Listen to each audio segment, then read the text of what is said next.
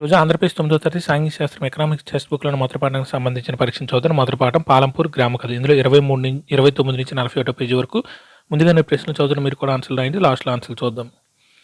మొత్తం భారతదేశ రైతుల్లో ఎంత శాతంగా ఉన్న చిన్న రైతులకు పెట్టుబడి దొరకడం కష్టంగా ఉంది? 1 70%, 2 60%, 3 50%, 4 80%. మొత్తం భారతదేశ రైతులలో ఎంత శాతంగా ఉన్న చిన్న రైతులకు పెట్టుబడి దొరకడం కష్టంగా ఉంది? 1 70%, 2 60%, 3 50%, 4 80%.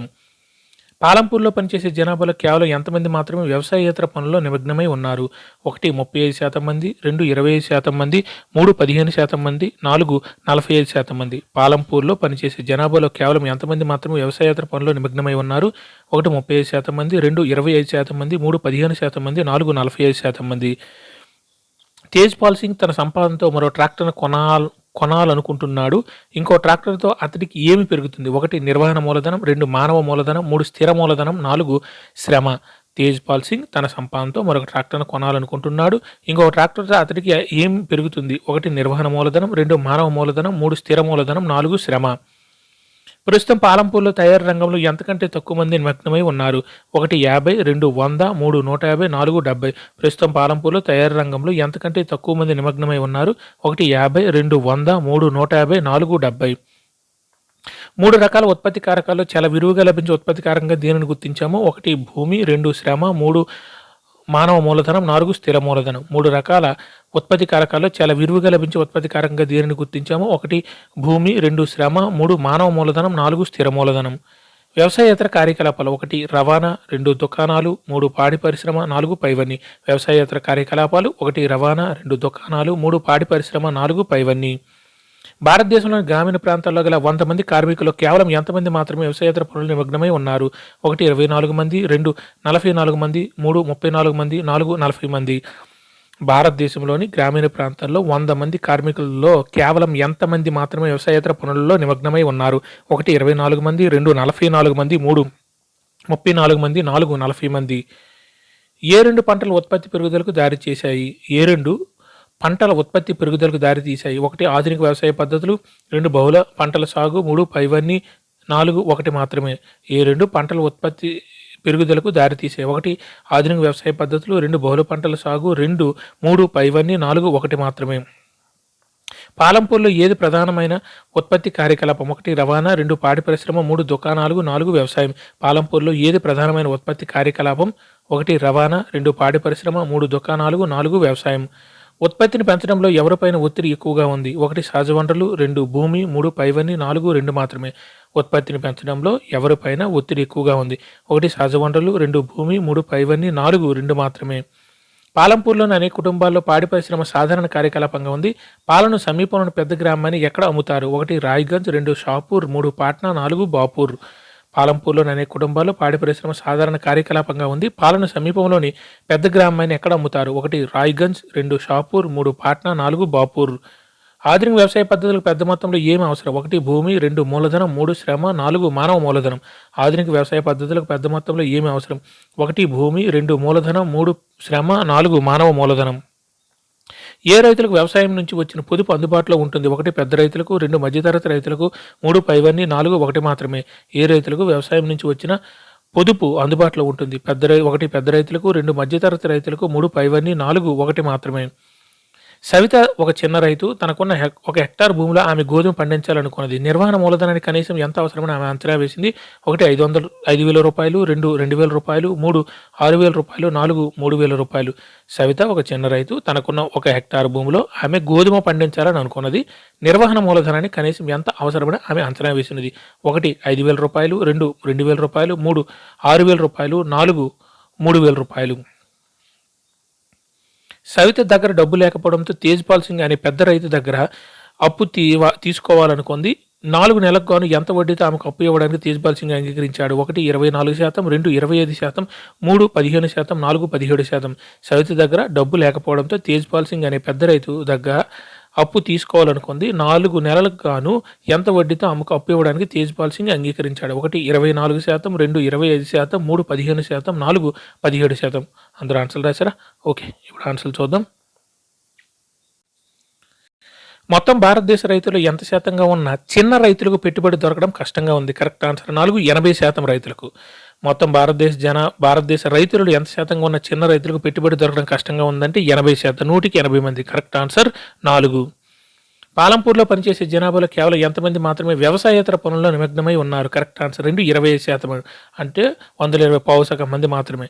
పాలంపూర్లో పనిచేసే జనాభాలో కేవలం ఎంతమంది మాత్రం వ్యవసాయేతర పనులు నిమగ్నమై ఉన్నారంటే 25% మంది. Correct answer 2. తేజ్పాల్ సింగ్ తన సంపాదనతో మరొక ట్రాక్టర్ను కొనాలనుకున్నాడు. ఇంకో ట్రాక్టర్తో అతనికి ఏమి పెరుగుతుంది? కరెక్ట్ ఆన్సర్ 3 స్థిర మూలధనం. ఇక్కడ ట్రాక్టర్ అనే స్థిర మూలధనం. ఇక తేజ్పాల్ సింగ్ ఈ పాలంపూర్ గ్రామం ఇవన్నీ ఊహించి చెప్పడం జరిగింది. ఒక గ్రామాన్ని సృష్టించి ఈ పాఠం చెప్పడం జరిగింది. అందులో తేజ్పాల్ సింగ్ ఆయన కూడా ఉన్నారు. ఆయన ట్రాక్టర్తో అతను ఏమి పెరుగుతుందంటే స్థిర మూలధనం పెరుగుతుంది. ఇక్కడ ట్రాక్టర్ అనే స్థిర మూలధనం మనం అర్థం చేసుకోవాల్సినది. Correct answer 3. ప్రస్తుతం పాలంపూర్లో తయారీ రంగంలో ఎంతకంటే తక్కువ మంది నిమగ్నమై ఉన్నారు? కరెక్ట్ ఆన్సర్ 1 50 కంటే తక్కువ మంది. ప్రస్తుతం పాలంపూర్లో తయారీ రంగంలో ఎంతకంటే తక్కువ మంది నిమగ్నమై ఉన్నారంటే 50 మంది కంటే తక్కువ మంది తయారీ రంగంలో నిమగ్నమై ఉన్నారు. Correct answer 1. 3 రకాల ఉత్పత్తి కారకాల్లో చాలా విరివిగా లభించే ఉత్పత్తి కారకంగా దేనిని గుర్తించాము? కరెక్ట్ ఆన్సర్ 2 శ్రమ. 3 రకాల ఉత్పత్తి కారకాల్లో చాలా విరివిగా లభించే ఉత్పత్తి కారకంగా దేనిని గుర్తించామంటే శ్రమ. Correct answer 2. అందుకే మనకు జీతాలు కూడా తక్కువగా ఉంటాయి. వ్యవసాయేతర కార్యకలాపాలు. కరెక్ట్ ఆన్సర్ 4 పైవన్నీ. రవాణా, దుకాణాలు, పాడి పరిశ్రమ. వ్యవసాయేతర కార్యకలాపాలు ఏంటంటే రవాణా, దుకాణాలు, పాడి పరిశ్రమ ఇవన్నీ వ్యవసాయేతర కార్యకలాపాలు. కరెక్ట్ ఆన్సర్ 4 పైవన్నీ. భారతదేశంలోని గ్రామీణ ప్రాంతాల గల 100 మంది కార్మికుల్లో కేవలం ఎంతమంది మాత్రమే వ్యవసాయేతర పనుల్లో నిమగ్నమై ఉన్నారు? 100 మంది కార్మికుల్లో ఎంతమంది వ్యవసాయేతర పనులకు నిమగ్నమై ఉన్నారు? కరెక్ట్ ఆన్సర్ 1 24 మంది. భారతదేశంలోని గ్రామీణ ప్రాంతాల్లో గల 100 మంది కార్మికులు కేవలం ఎంతమంది మాత్రమే వ్యవసాయేతర పనులు నిమగ్నమై ఉన్నారంటే 24 మంది. Correct answer 1. ఏ 2 పంటల ఉత్పత్తి పెరుగుదలకు దారితీసేది? Direct answer. కరెక్ట్ ఆన్సర్ 3 పైవన్నీ. ఆధునిక వ్యవసాయ పద్ధతులు, బహుళ పంటల సాగు. ఏ 2 అనేసాం కాబట్టి తెలిసిపోద్ది ఆన్సర్ కూడా. ఏ 2 పంటల ఉత్పత్తి పెరుగుదలకు దారితీసాయి? కరెక్ట్ ఆన్సర్ 3 పైవన్నీ. ఆధునిక వ్యవసాయ పద్ధతులు, బహుళ పంటల సాగు. Correct answer 3. పాలంపూర్లో ఏది ప్రధానమైన ఉత్పత్తి కార్యకలాపం? కరెక్ట్ ఆన్సర్ 4 వ్యవసాయం. పాలంపూర్లో ఏది ప్రధానమైన ఉత్పత్తి కార్యకలాపం అంటే వ్యవసాయమే. మిగిలిన వ్యవసాయేతర కార్యకలాపాలు. ఉత్పత్తిని పెంచడంలో ఎవరి పైన ఒత్తిడి ఎక్కువగా ఉంది? కరెక్ట్ ఆన్సర్ 3 పైవన్నీ. సహజ వనరులు, భూమి. ఉత్పత్తిని పెంచడంలో ఎవరిపైన ఒత్తిడి ఎక్కువగా ఉందంటే సహజ వనరుల మీద, భూమి మీద. కరెక్ట్ ఆన్సర్ 3 పైవన్నీ. పాలంపూర్లోని అనేక కుటుంబాలు పాడి పరిశ్రమ సాధారణ కార్యకలాపంగా ఉంది. పాలన సమీపంలో పెద్ద గ్రామాన్ని ఎక్కడ అమ్ముతారంటే కరెక్ట్ ఆన్సర్ 1 రాయ్గంజ్. పాలంపూర్లోని అనేక కుటుంబాల్లో పాడి పరిశ్రమ సాధారణ కార్యకలాపంగా ఉంది. పాలన సమీపంలో పెద్ద గ్రామాన్ని ఎక్కడ అమ్ముతారంటే రాయ్గంజ్. Correct answer 1. ఆధునిక వ్యవసాయ పద్ధతులు పెద్ద మొత్తంలో ఏం అవసరం అంటే కరెక్ట్ ఆన్సర్ అంటే మూలధనం. ఆధునిక వ్యవసాయ పద్ధతులు పెద్ద మొత్తంలో ఏం అవసరం అంటే మూలధనం అవసరం. Correct answer 2. ఏ రైతులకు వ్యవసాయం నుంచి వచ్చిన పొదుపు అందుబాటులో ఉంటుందంటే కరెక్ట్ ఆన్సర్ 3 పైవన్నీ. పెద్ద రైతులకు, మధ్యతరగతి రైతులకు. ఏ రైతులకు వ్యవసాయం నుండి వచ్చిన పొదుపు అందుబాటులో ఉంటుందంటే పెద్ద రైతులకు ఉంటుంది, మధ్యతరగతి రైతులకు కూడా ఉంటుంది. కరెక్ట్ ఆన్సర్ 3 పైవన్నీ. చిన్న రైతులకు అవకాశం ఉండదు. సవిత ఒక చిన్న రైతు. తనకున్న 1 హెక్టార్ భూమిలో ఆమె గోధుమ పండించాలని అనుకున్నది. నిర్వహణ మూలధనం కనీసం ఎంత అవసరమని ఆమె అంచనా వేసిందంటే కరెక్ట్ ఆన్సర్ 4 3,000 రూపాయలు.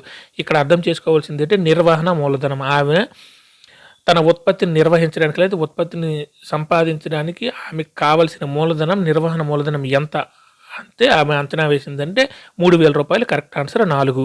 సవిత అనేది పాలంపూర్ గ్రామం ఇవన్నీ ఊహాజనితమైనవి. కానీ కాన్సెప్ట్ ఏంటంటే నిర్వహణ మూలధనం అంటే ఏంటి, స్థిర మూలధనం అనేది ఏంటి, మన కాన్సెప్ట్లు తెలియజేయడానికి దీని గ్రామాన్ని తీసుకోవడం జరిగింది. ఇక్కడ నిర్వహణ మూలధనం అంటే తన పంట సాగు కోసం డబ్బులు ఎంత అవసరం, అదే దాని నిర్వహణ మూలధనం. కరెక్ట్ ఆన్సర్ 4 3,000 రూపాయలు. ఇక్కడ 3,000 రూపాయలు అనేది నిర్వహణ మూలధనం. సైతు దగ్గర డబ్బులు లేకపోవడంతో తేజ్పాల్ సింగ్ అనే పెద్ద రైతు దగ్గర అప్పు తీసుకోవాలనుకుంది. 4 నెలలకు గాను ఎంత వడ్డీతో అప్పు ఇవ్వడానికి తేజ్పాల్ సింగ్ అంగీకరించారంటే కరెక్ట్ ఆన్సర్ 1 24%. దగ్గర 100 రూపాయలకి 24 రూపాయలు తీసుకుంటున్న వడ్డీ. ఇది గ్రామాల్లో జరుగుతున్నది. దాన్ని కూడా ఇక్కడ చెప్పడం జరిగింది. సవిత దగ్గర డబ్బు లేకపోవడంతో తేజ్పాల్ సింగ్ అనే పెద్ద రైతు దగ్గర అప్పు తీసుకోవాలనుంది. 4 నెలలకు గాను ఎంత వడ్డీతో ఆమెకు అప్పు ఇవ్వడానికి తేజ్పాల్ సింగ్ అంగీకరించారంటే 24% వడ్డీతో. Correct answer 1. అందరు ఎగ్జామ్ బారేసారా? కింద ఆన్సర్లు కూడా చూసుకోండి. Thank you.